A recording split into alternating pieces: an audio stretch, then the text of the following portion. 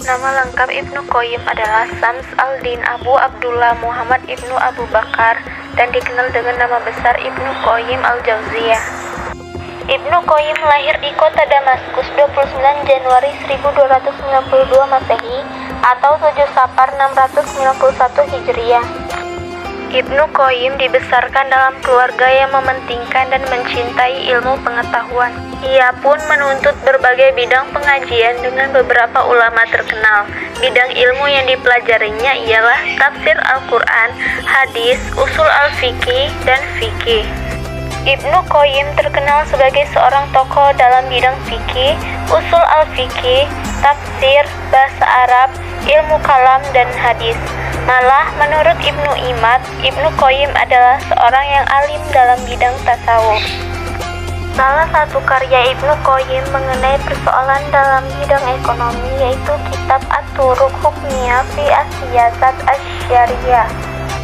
Kitab ini menjelaskan mengenai sebuah pedoman pemerintah dalam menetapkan suatu kebijakan negara.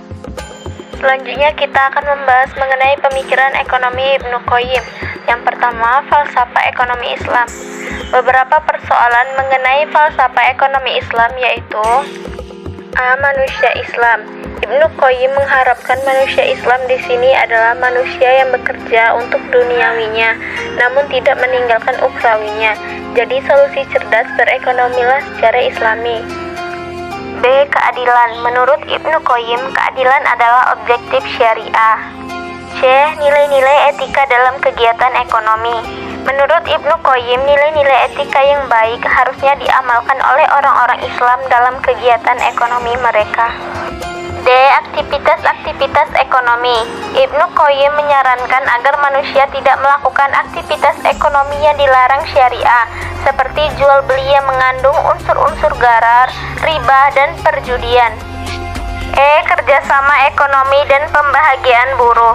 Ibnu Qayyim menekankan kerjasama ekonomi adalah tanggung jawab sosial. Kerjasama ini akan memberikan keuntungan. E. Pemilikan harta kekayaan oleh individu dan campur tangan pemerintah dalam ekonomi. Ibnu Qayyim menganjurkan campur tangan pemerintah dalam pemilikan harta kekayaan oleh individu. Jika individu menggunakan harta kekayaan pada jalan yang bertentangan dengan kemaslahatan masyarakat. 2. Perbandingan dan perbedaan antara kekayaan dan kemiskinan. Penyebaran pengaruh tasawuf yang meluas pada masa Ibnu Qayyim mengakibatkan masyarakat melupakan kehidupan duniawi dan selalu berfokus pada kehidupan akhirat. Ibnu Qayyim berusaha agar masyarakat Islam kembali kepada ajaran Islam yang sebenarnya, yaitu perimbangan antara kehidupan dunia dan kehidupan akhirat. 3. Kepentingan ekonomi zakat. Menurut Ibnu Qayyim, fungsi zakat ialah untuk membangunkan kualiti kebaikan, persaudaraan, dan kebajikan. Atas alasan inilah kadar khusus zakat ditetapkan. Jika kadar bayaran zakat itu tinggi, orang-orang kaya berkemungkinan mengelak dengan berbagai cara untuk membayarnya. Ibnu Qayyim menulis bahwa zakat dikenakan kepada setiap jenis harta kekayaan dan kepada setiap barang-barang yang dapat meningkatkan pertumbuhan dan memberikan keuntungan. Hanya 4 jenis harta yang dikenakan zakat, yaitu binatang ternak, tanaman dan buah-buahan, emas dan perak, serta barang-barang dagangan. Ibnu Qayyim menjelaskan bahwa terdapat 8 golongan yang berhak menerima pembagian zakat, sebagaimana yang ditetapkan oleh Al-Quran. Beliau membagi kepada 2 kategori. Kategori pertama ialah mereka yang berhak menerima zakat karena keperluan, yaitu fakir, miskin, rikab, dan ibnu sabil. Kategori kedua ialah mereka yang menerimanya untuk kegunaan sendiri, yaitu amil, mu'alaf, orang yang berhutang untuk tujuan baik, dan mereka yang berjuang fi sabil Allah. Yang keempat, bunga riba al-fadl dan riba al-nasi'ah. Ibnu Qayyim juga membicarakan persoalan riba yang menjadi teras dalam amalan perbankan dan keuangan konvensional. Ibnu Qayyim menyatakan amalan riba amat bertentangan dengan amalan zakat dan sedekah. Ibnu Qayyim memetik ayat 276 surah Al-Baqarah yang artinya Allah memusnahkan riba dan menyuburkan sedekah. Allah tidak menyukai setiap orang yang tetap dalam kekafiran dan selalu berbuat dosa. Riba al-fadal diistilahkan juga oleh Ibnu Qayyim sebagai riba al-kahfi dan riba al-nasi'ah sebagai riba al-jali. Riba al-fadal terdapat dalam perdagangan 6 jenis komoditi yang ditukar secara komoditi secara tidak sama ukuran atau timbangan dan secara hutang. Keenam komoditi tersebut yaitu emas, perak, gandum, barli, tamar, dan garam.